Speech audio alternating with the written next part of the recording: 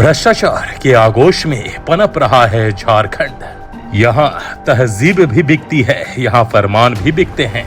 जरा तुम दाम तो बोलो, यहाँ नेताओं और अधिकारियों के ईमान भी बिकते हैं। भ्रष्टाचार के आगोश में पनप रहा है झारखंड।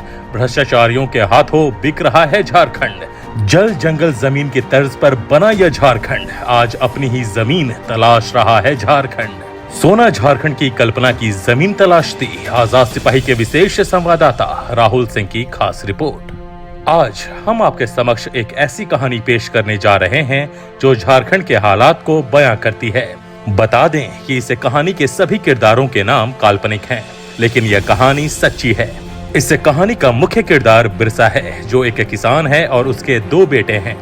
बड़ा बेटा संदीप बेरोजगार है और वह रोज नौकरी की तलाश में शहर की तरफ जाता है, और छोटा बेटा अमन एक सरकारी स्कूल में पढ़ाई करता है। इनकी माँ सबरी गृहिणी है जो घर की देखभाल करती हैं। समय सुबह 5 बजे। घर के बाहर गाय बकरियों की आवाज और साथ में कोयल की कूकू से बिरसा की नींद खुलती है।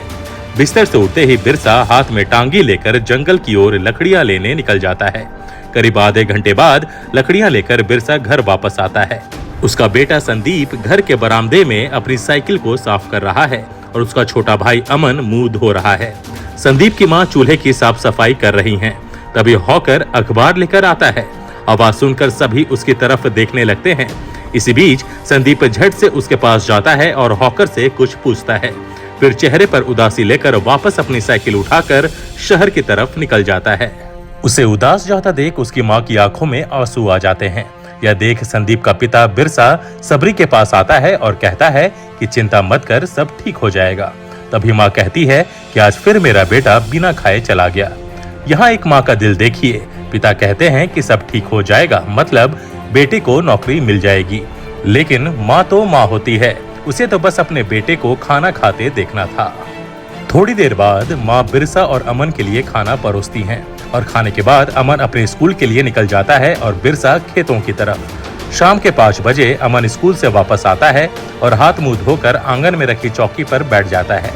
कुछ ही देर बाद पिता बिरसा भी खेत से वापस आते हैं और अमन के साथ उसी चौकी पर बैठ जाते हैं और अमन से पूछते हैं कि स्कूल में पढ़ाई हुई। अमन कहता है शिक्षक नहीं आए थे। पिता बोलते हैं कि मास्टर कब आएंगे। महीना होने को आया, लेकिन स्कूल में कोई मास्टर आज तक नहीं आया। पढ़ाई कैसे होगी? आखिर इन सरकारी स्कूलों की स्थिति कब बदलेगी? ऐसे में गरीब का बेटा कैसे पढ़ेगा? तभी माँ भी आंगन में आती है और दोनों से कहती हैं कि अब आप दोनों चुप हो जाइए, संदीप आ रहा है। उसके सामने यह सब बात करके उसे और दुखी ना करें। पहले वह कुछ खा ले, फिर उससे कुछ पूछिएगा। बिरसा हंसते हुए कहता है, हाँ संदीप की माँ, जैसा आप कहो। यह कहकर सभी हंसने लगते हैं। संदीप जो हर रोज शहर में काम की तलाश में जाता है, उसे आज भी निराशा ही हाथ लगी थी। सरकारी दफ्तर से लेकर प्राइवेट दफ्तरों का चक्कर लगा लगा कर थक हार कर वह आ रहा था। आते वक्त संदीप ने देखा कि सभी खुश हैं और वह यह देखकर सोचने लगा कि मैं आज भी कोई आश्वासन का नया बहाना सुना दूंगा और बोल दूंगा कि नौकरी जल्द मिल जाएगी। इससे ये लोग दुखी तो नहीं होंगे। संदीप के आते ही माँ अंदर से खाने की थाली लेकर आती हैं और उसे दे देती हैं। संदीप खाने लगता है और पिता से कहता है कि पिताजी, लगता है नौकरी जल्द मिल जाएगी। नेताजी ने आज एक रैली में नौकरी और रोजगार देने की बात कही है। लगता है जल्द ही कुछ अच्छा होगा। यह सुनकर पिताजी के चेहरे पर मुस्कान आ जाती है और वह कहते हैं, सब अच्छा होगा बेटा, तुम खाना खाओ। यहाँ पिता भी समझ गए थे कि संदीप उन सभी को खुश करने के लिए ऐसा बोल रहा है।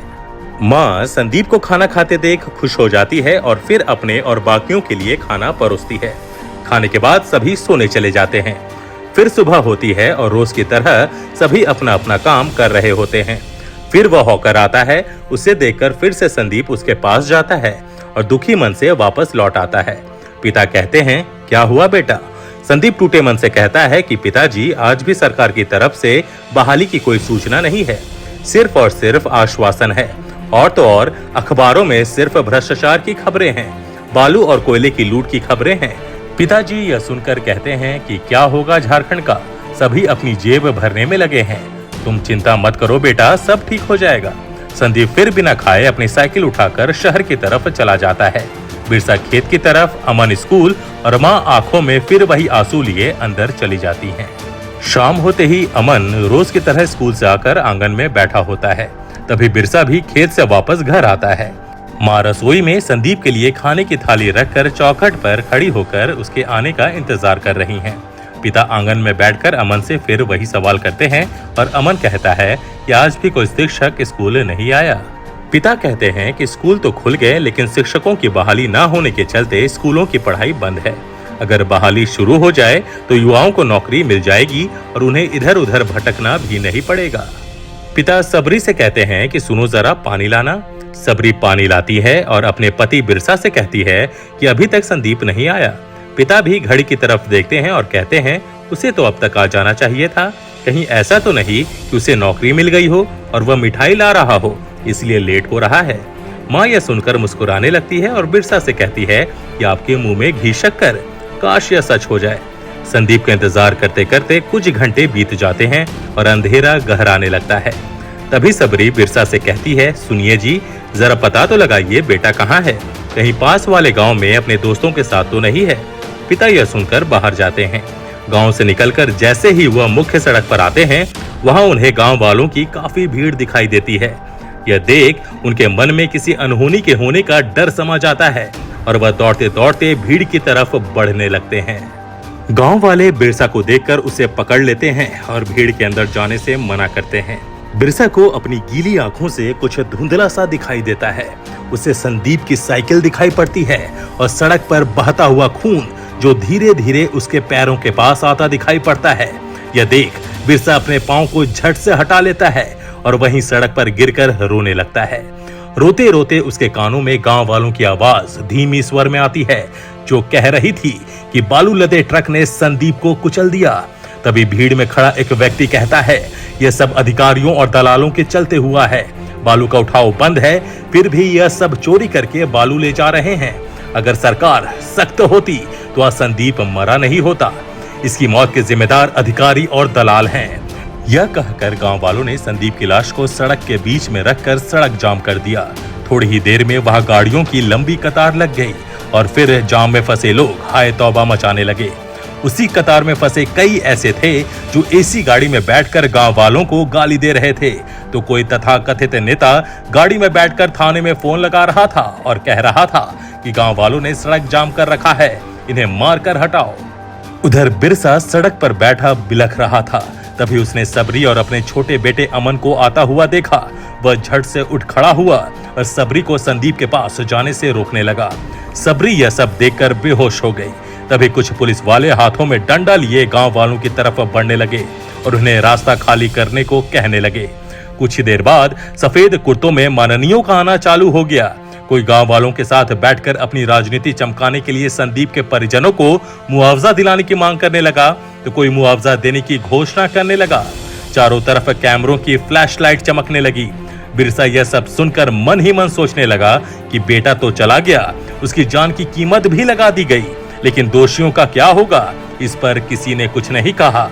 वहीं थोड़ी ही देर बाद बड़े नेताजी आए और मुआवजा देने की बात मान ली और बिरसा, सबरी और अमन के साथ फोटो खिंचवाकर बड़ी सी गाड़ी में बैठकर चले गए।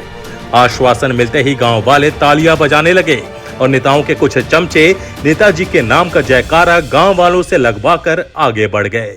फिर से उस अंधेरी रात के बाद सुबह आई, लेकिन यह सुबह बिरसा, सबरी और अमन के लिए अलग थी। रोज की तरह अखबार वाला भी आया, लेकिन आज किसी की भी निगाह उसकी तरफ नहीं थी। बिरसा जंगलों में लकड़ी लेने भी नहीं गया और अमन आज स्कूल भी नहीं गया। आज भी माँ की आंखों में आंसू हैं, लेकिन आज इन आंखों में इंतजार की वह उम्मीद नहीं थी कि उसका बेटा शाम को आएगा और वह उसे अपने हाथों से खाना देगी। बिरसा के मन में वही सवाल बार बार उमड़ रहा था कि बेटा तो मर गया, उसकी जान की कीमत भी लगा दी गई, लेकिन दोषियों का क्या होगा। सच कहा जाए तो झारखंड में बालू तस्करों, कोयला तस्करों के खिलाफ किसी भी नेता या सरकार में यह दम नहीं है कि वह उन्हें सबक सिखा सके, उन्हें सलाखों के पीछे ढकेल सके। वे हर व्यवस्था में पहले से ज्यादा मजबूती के साथ खड़े हो जाते हैं। दलाल प्रेम प्रकाश, सीए सुमन कुमार, दलाल विशाल चौधरी, अनिल झा सरीखे लोग पिछली सरकार में भी सत्ता के करीब थे और इस सरकार में भी उससे ज्यादा करीब पहुंच गए। IAS पूजा सिंघल मधु कोड़ा के शासन में भी प्रभावशाली थीं, रघुवर राज में भी और अब हेमंत सोरेन के शासन में भी उनका ही रुतबा था। भला हो ईडी का जिसने उन्हें सलाखों के पीछे पहुंचाया है। बिरसा को आज भी अपने सवालों के जवाब का इंतजार है, लेकिन लगता है कि समय के साथ साथ बिरसा की बूढ़ी आंखें बंद हो जाएंगी और बिरसा के सवाल फिर से किसी और बिरसा के सवाल बनकर अपने जवाब का इंतजार करेंगे। यह सिर्फ एक बिरसा की कहानी नहीं है।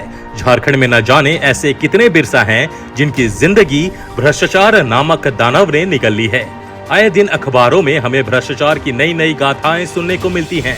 ऐसी खबरों को पढ़कर हमें चैन भी मिलता है और खुशी भी, और अगले दिन हमें दूसरी किस्त का भी इंतजार रहता है। ऐसी खबरें बड़ी मजेदार होती हैं। किसी सुमन के यहाँ करोड़ों रुपए बिस्तर में मिलते हैं तो कहीं पल्स की तरह करोड़ों की इमारत किसी गरीब की जमीन छीनकर बनी हुई होती है। यह सब देख सुनकर हमें भ्रष्टाचारियों को गालियां देने का भी मौका मिल जाता है और शाम के चाय के साथ गपशप मारने का विषय भी मिल जाता है। अब एक अहम सवाल, क्या ऐसी खबरों को पढ़ने के बाद क्या कभी बिरसा जैसे गरीब और असहाय परिवार का ख्याल मन में आता है जिसकी पूरी जिंदगी इन भ्रष्टाचारियों के कारण बर्बाद हो गई? शायद नहीं, क्योंकि ऐसे हजारों बिरसा की आवाज गुमनामी या फिर मुआवजों के बोझ तले दबकर खो जाती है। भ्रष्टाचार पकड़ में आए तो उसके लिए निर्धारित सजा का प्रावधान है, लेकिन भ्रष्टाचार के क्रम में गरीबों पर जो जुल्म ढाए जाते हैं उसका हिसाब नहीं लिया जाता है। जिस दिन इन गरीबों का ख्याल सबके मन में आ जाएगा उसी दिन ऐसे भ्रष्टाचारियों की जात खत्म हो जाएगी। जरा सोचिए, खनिज संपदाओं से भरपूर झारखंड राज्य की जनता बदहाल क्यों है? यहाँ लोहा, मैग्नीज, अभ्रक, सोना, यूरेनियम आदि के अकूत भंडार हैं, लेकिन आम झारखंडी गरीब क्यों है? ये ऐसे सवाल हैं जिनके जवाब शायद सत्ता पाने के लिए अपनी ऊर्जा लगाने वाले नेताओं के पास नहीं होंगे, क्योंकि वे भी मैली कुचली व्यवस्था के ही कहीं न कहीं अंग हैं। संभवतः यह उनकी विवशता है। आज चुनाव लड़ना एक व्यवसाय की तरह हो गया है। इसमें लोग निवेश करते हैं, 2 करोड़, 4 करोड़, 10 करोड़ और 5 साल में निवेश का कई गुना वापस भी निकाल लेते हैं। ऐसे में जनता का क्या होगा, जरा सोचिए। अगर झारखंड में यह सब ऐसे ही चलता रहा तो शायद बिरसा के उन सवालों का जवाब हम कभी नहीं ढूंढ पाएंगे। जाहिर है कि भविष्य में यह सवाल सिर्फ बिरसा जैसे गरीबों का नहीं, बल्कि झारखंड में रह रहे हर उस व्यक्ति का होगा जिसने मन में झारखंड को लेकर तरह तरह के सपने पाल रखे हैं, जो आज भी यह उम्मीद किए बैठा है कि कोई न कोई खेवनहार आएगा और झारखंड को शिखर पर पहुंचाएगा, झारखंड को उस मंजिल तक पहुंचाएगा जिसकी खातिर इसका जन्म हुआ और यह नया राज्य बना। आज के आजाद सिपाही के खबर विशेष में बस इतना ही। देश विदेश की और भी अधिक खबरों के लिए आप पढ़ते रहिए अपना लोकप्रिय दैनिक अखबार आजाद सिपाही। और हाँ, आप हमारे इस YouTube चैनल को जरूर सब्सक्राइब करें। धन्यवाद।